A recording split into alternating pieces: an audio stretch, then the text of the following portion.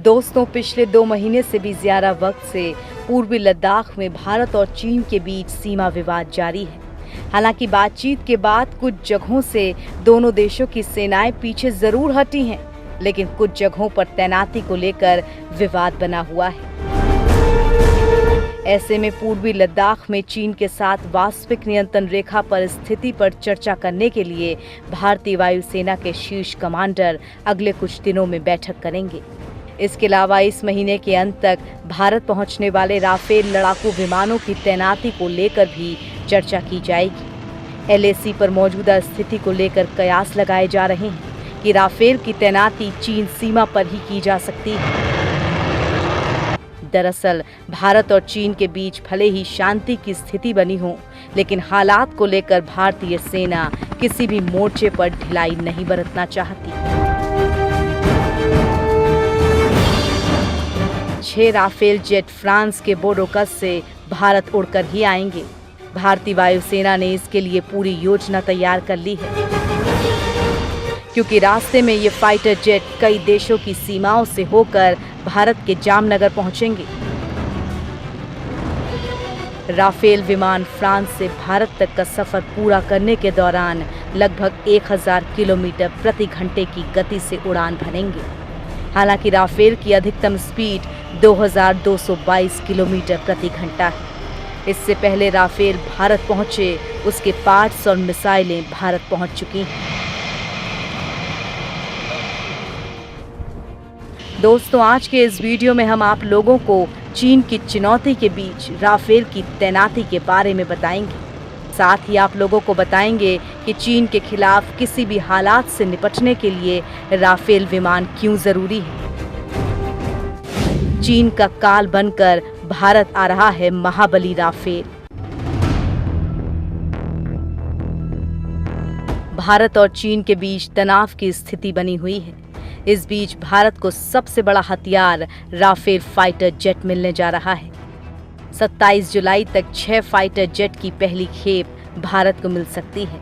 दरअसल चीन के साथ चल रहे तनाव के बीच भारत ने राफेल की पहली खेप जल्द देने की बात कही थी। इसी आग्रह पर दसॉल्ट कंपनी पहले 6 राफेल जहाज की खेप भारत भेजेगी।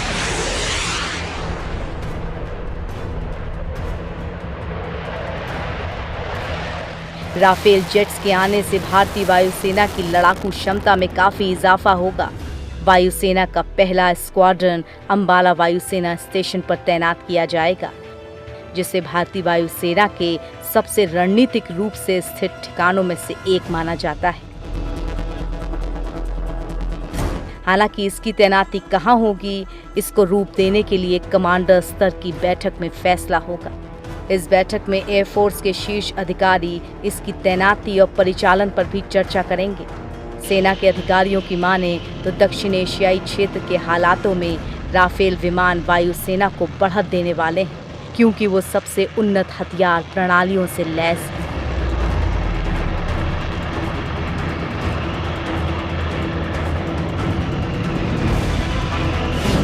भारत पहुंच चुकी है राफेल की मिसाइलें और उपकरण। फ्रांस से अत्याधुनिक फाइटर जेट्स राफेल की पहली खेप में 6 विमान 27 जुलाई को भारत पहुंच जाएंगे, लेकिन इससे पहले ही उसकी मिटरोय मिसाइल अंबाला पहुंच गई है। इस मिसाइल की रेंज करीब 150 किलोमीटर है, जो हवा से हवा में मार करने के मामले में दुनिया के सबसे घातक हथियारों में गिनी जाती है। इसके अलावा राफेल में लगने वाले अन्य उपकरण भी भारत पहुंचने लगे हैं। ये फ्रांसीसी लड़ाकू विमान उल्का BVR air to air missile BVR-ANM की अगली पीढ़ी है, जिन्हें एयर टू एयर कॉम्बैट में क्रांति लाने के लिए डिजाइन किया गया है। राफेल जेट मिसाइल प्रणालियों के अलावा कई संशोधनों के साथ भारत आएंगे। इनमें Israel helmet mounted display, radar चेतावनी रिसीवर, कमबैंड जैमर, 10 घंटे की उड़ान डेटा रिकॉर्डिंग, इंफ्रारेड सर्च और ट्रैकिंग सिस्टम शामिल है। लड़ाकू विमान राफेल के पहले दस्ते को अंबाला एयरबेस में तैनात किया जाएगा। इसलिए विमान में लगने वाले इन्हीं उपकरणों की खेप वायुसेना के अंबाला एयरबेस पर पहुंचेगी। चीन के खिलाफ क्यों अहम है राफेल विमान। राफेल मल्टी रोल फाइटर विमान है जो कि हवा से जमीन पर परमाणु हमला करने में सक्षम है। राफेल की मारक क्षमता 3700 किलोमीटर है। ये 2230 किलोमीटर प्रति घंटे की रफ्तार से उड़ सकता है। साथ ही मिटिरोय जैसे अत्याधुनिक मिसाइलों से लैस है। ये फाइटर जेट 24,500 किलोग्राम तक वजन के साथ उड़ान भर सकता है और परमाणु हथियार ले जाने में भी सक्षम है।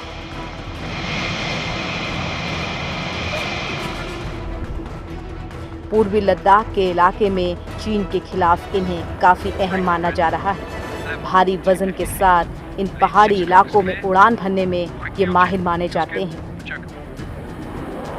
पहले से ही अटैक मोड पर है भारतीय वायुसेना। चीन के बढ़ते तनाव के बीच air chief marshal RKS Bhadauria top air force कमांडरों के साथ अहम बैठक करने जा रहे हैं। इस बैठक में पूर्वी लद्दाख के हालातों पर चर्चा के साथ ही राफेल के इस्तेमाल पर भी चर्चा होगी। वैसे तो पूर्वी लद्दाख में वायुसेना अटैक मोड में है, उसे बस इशारे की जरूरत है। वो चीन पर काल बनकर टूटने के लिए तैयार है। वायुसेना ने अपने आधुनिक बेड़े में मौजूद विमान जैसे मिराज 2000, सुखोई 30 और MiG-29 के सभी लड़ाकू विमानों को उन्नत और फॉरवर्ड बेस पर तैनात कर दिया है, जहां से वो दिन और रात दोनों के ऑपरेशन कर सकते हैं। अपाचे अटैक हेलीकॉप्टर को चीन की सीमा के साथ फॉरवर्ड बेस पर तैनात किया गया है और ये रात के समय भी पूर्वी लद्दाख क्षेत्र पर लगातार उड़ान भर रहा है। राफेल दुश्मनों पर हमला करने के अत्याधुनिक सिस्टम से लैस है। वायुसेना देश के उत्तरी बॉर्डर पर सुखोई 30 और मिराज 2000 के साथ राफेल को भी तैनात करने पर विचार कर रही है। राफेल के सेना में शामिल होने से भारत की लंबी दूरी की मारक क्षमता में इजाफा होगा।